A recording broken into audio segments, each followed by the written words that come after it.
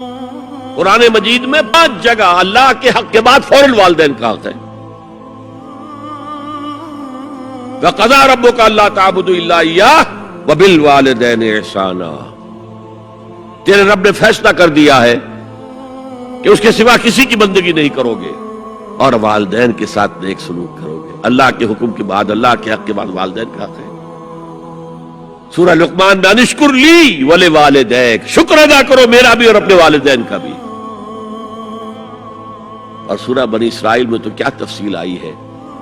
اما یبلغن عندک الکبر احدہما او کلاہما فلا تقل لہما اف ولا تنہرہما وقل لہما قولا کریما واخفض لہما جناح الذل من الرحمۃ وقل رب ارحمہما کما ربیانی صغیرا.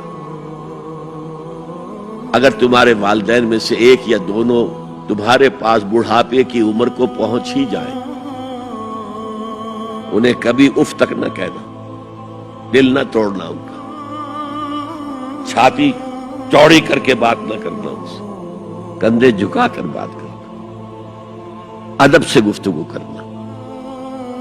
قل لہما قولا کریما واخفض لہما جناح الذل من الرحمہ، اپنے کندھوں کو جھکا کر رکھنا. اور پھر کہنا، اللہ سے دعا کرنا، رب ارحمہما کما ربیانی صغیرا، پروردگار میرے ان والدین پر رحم فرمائیو جیسے کہ انہوں نے مجھے پالا تھا جبکہ میں چھوٹا سا تھا. تو خاندان کے نظام کو مستحکم کرنے کے لیے 3 ڈائمنشنز ہیں. جیسے ایک کمرہ ہے، چوڑائی ہے، لمبائی ہے، اونچائی ہے.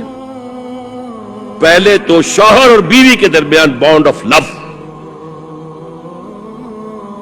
اب یہ شوہر اور بیوی پیرنٹس بن گئے ہیں، والدین بن گئے، اولاد آ گئی.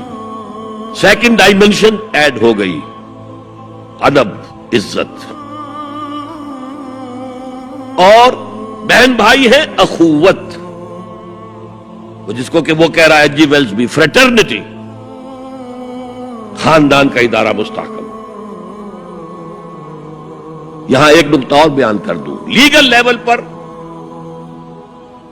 بیوی کے حقوق کم ہیں، شوہر کے زیادہ ہیں. الرجال قوامون علی النساء، سیدھی سیدھی بات ہے اور ہمیں ڈٹ کر کہنا چاہیے. یہ اس سے زیادہ معقول بات کوئی نہیں ہے. کسی ادارے کے 2 سربراہ برابر کے اختیارات والے نہیں ہو سکتے. لیکن اخلاقی طور پر جو ماں کا حصہ ہے، باپ کا حصہ اس سے 1/3 ہے. قرآن مجید میں آیا ہے نا، حملتہ امہ وہنا علی وہن وفصالہ فی عامین ان اشکر لی ولوالدیک. اسے اٹھائے رکھا اس کی ماں نے اپنے پیٹ میں، کمزوری پر کمزوری جھیل. کمزوری تو ہو رہی ہے، اس کا خون چوس رہا ہے اندر، جھونک جو ہے وہ چوس رہی ہے خون اس کا. اور سب ماؤں کو تو اتنی نرشمنٹ موجود نہیں ہوتی کہ آپ پریگننسی میں اس کے لیے ضروری نرشمنٹ فراہم کر دیں. وہنن علی وہن، کمزوری پر کمزوری جھیل کر بھی اپنے پیٹ میں اٹھائے رکھا. وفصالہ فی عامین، اور پھر دودھ چھڑانا ہوا 2 سالوں میں. وہ جھونک جو ہے وہ پھر اس کی چھاتیوں سے چمٹ گئی. لہذا اس کا حق 3 گنا زیادہ ہے باپ سے.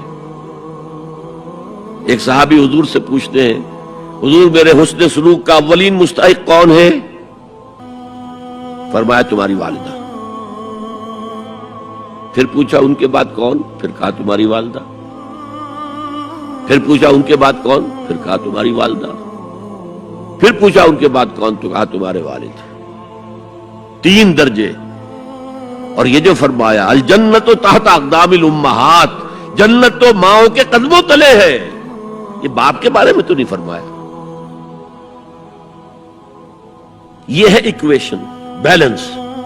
اسلام قسط کی بات کرتا ہے، انصاف کی بات نہیں کرتا. انصاف تو یہ کہ آدھی روٹی ادھر دے دو، آدھی ادھر دے دو.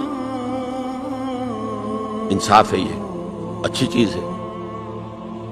یہ قسط یہ ہے کہ بوجھ اٹھانا ہے تو جو زیادہ قوی ہے اس کو زیادہ بوجھ دو اٹھائے، اور جو کمزور ہے اسے کم بوجھ دو.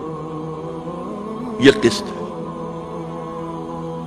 تو اسلام نے عورتوں پر ذمہ داریاں کم رکھی، ان کے اختیارات کم رکھے، لیکن اولاد پر حق ماں کا 3 درجے فائدہ.